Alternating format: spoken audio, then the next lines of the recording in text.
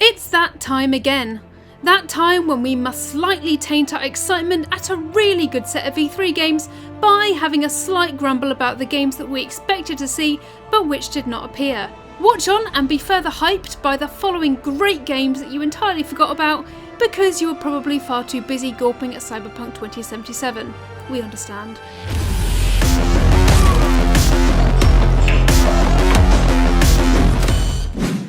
Red Dead Redemption 2. Okay, maybe this one was a long shot, because as much as Red Dead Redemption 2 will easily be the biggest game in the October release schedule, that's probably exactly why it wasn't at E3. Rockstar's major releases are so big that they pretty much sell themselves, however much we wanted to see more of the Outlaw camps, how you can upgrade your tent, and its rumoured companion app. So yes, while it would have been nice to have had even just a new trailer for Red Dead Redemption 2 turn up at E3, expect the new look at the game to come direct from Rockstar on Rockstar's own terms. That's just how the studio rolls. Sometimes, brothers make mistakes. You'll never change. I know that. Borderlands 3. To be fair, even Gearbox's Randy Pitchford didn't seem sure whether this one was coming to E3. During a Twitter discussion about the nature of perception, which may or may not have all been a subtle method of whipping up Borderlands 3 hype while pretending to do the exact opposite, the studio boss mentioned that whatever he said, people would still expect Borderlands 3 at E3 just because he had mentioned it. Mind you, we do know that Borderlands 3 exists. Its development was confirmed a good long time ago, and it certainly feels like we're due to see it at some point soon. Perhaps when id and Avalanche's similarly post-apocalyptic Rage 2 isn't hogging the spotlight. Oh, that's me! It's the final countdown! Nicely done! Resident Evil 8. After Resident Evil 7, executive producer John Takeuchi said that this year plans for the next title after Resident Evil 7 are already in motion, everyone jumped to conclusions when pre-E3, Capcom had an Xbox One action/adventure listed as an E3 game. Naturally, many expected that Microsoft, in its continuing bid to showcase massive third-party games under its own branding, might have snagged a new Resident Evil for its big stage, one that was separate from the brilliant-looking Resident Evil 2 remake showcased at the Sony conference. In truth, that game turned out to be Devil May Cry 5. But in the meantime, the Resident Evil 2 remake, which runs in the same engine as Resident Evil 7 and presumably 8, gives us one hell of a preview of what the next main series entry might deliver.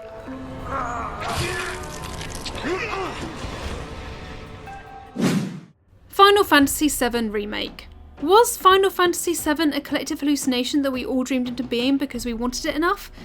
In an interview with IGN, game director Tetsuya Nomura confirmed a while back that it is in development, but we're yet to see anything of it. In June, Nomura said that he's working on Final Fantasy VII and Kingdom Hearts 3, so perhaps once Kingdom Hearts 3 is out, we might be hearing more about the long-awaited remake. It's unconfirmed, but the Final Fantasy VII remake might turn up at this year's PlayStation Experience. Or maybe not. Who knows? You're doing this for the planet, same as us. Not interested. Fable 4. After a great deal of rumours that UK-based Forza studio Playground Games would be picking up the Fable dev duties from the now tragically disbanded Lionhead Studios, many expected Playground's appearance on the Microsoft stage to finally have some news about Fable 4. It didn't. Given Microsoft's need for crowd-pleasing, first-party exclusives, Fable 4 seemed like the obvious show-closing centrepiece for the Xbox E3 press conference. But while Microsoft did indeed pledge a big first-party boost by the way of 5 new in-house studios, the new Fable project was not announced. Given that Microsoft is clearly now looking to consolidate for a stronger next-gen launch, maybe Fable 4 will even be bumped over to the next Xbox platform, whatever form that takes.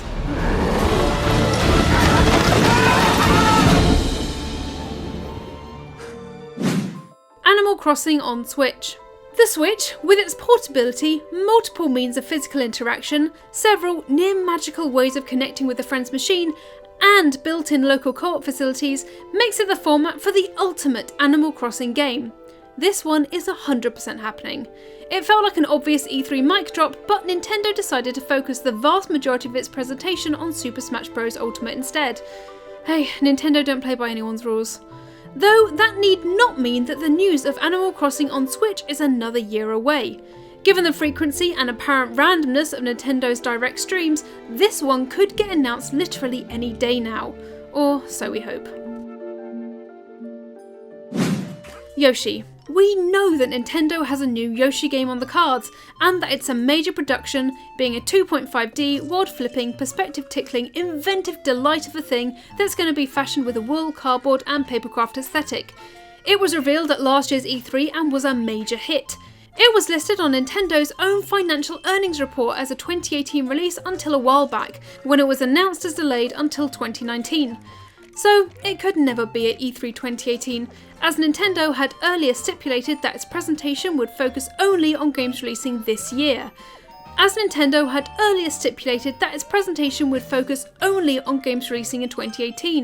Although it showed off one or two of 2019 release dates anyway, but not Yoshi, for some reason. Damn.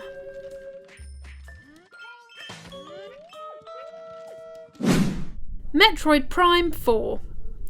The major announcement of a surprise, long-delayed sequel to one of Nintendo's bravest and most successful series reimaginings, E3 2017's logo drop from Metroid Prime 4 was about as mega as Megatons get.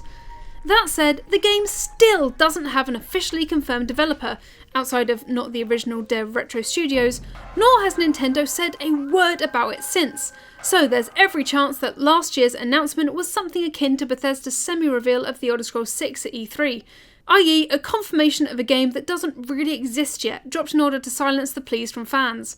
Don't expect anything concrete on this one for a while. Much like Bethesda's fantasy RPG, it's probably little more than a logo and a few prototype sketches at the moment. Splinter Cell. All the hot Ubisoft rumours pre-E3 were focused on Splinter Cell. Many expected the latest stealth adventure, very likely starring an inexplicably de-aging Sam Fisher, to be Ubi's Just One More Thing game at the end of its press conference, but it was a no-show. A new Splinter Cell had been part of the Walmart Canada leak 2 weeks before E3, and many believed that it would be there. In fact, Ubisoft CEO Yves Guillemot actually answered questions about the game during interviews after the conference, assuring fans that they haven't heard the last of the franchise, but they had nothing to show right now. We get the feeling that we'll see the first signs of this game, whatever it is, before the end of 2018, or at the very least at E3 next year. After all, Fisher is an expert at staying hidden.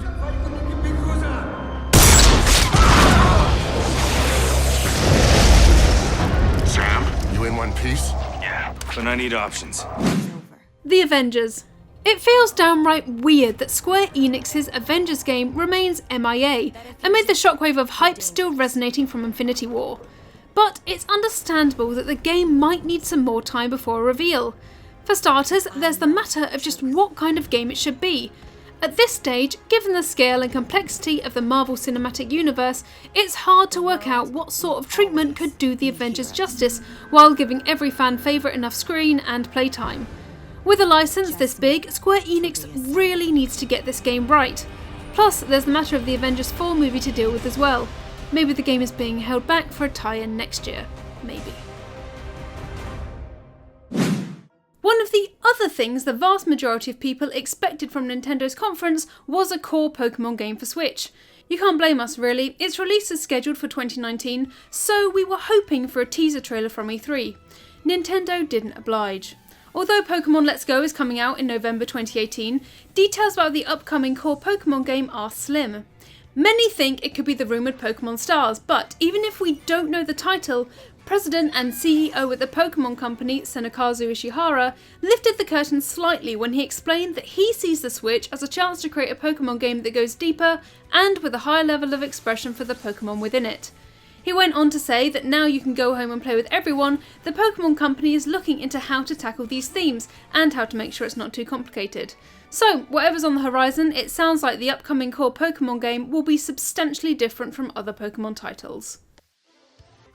So that's it for the games that were missing from E3 this year. Let us know what games you wanted to see in the comments below, click the box on the left for more content from us, and don't forget to hit that big button in the middle for more gaming news, reviews, previews and features right here on Game Radar Plus.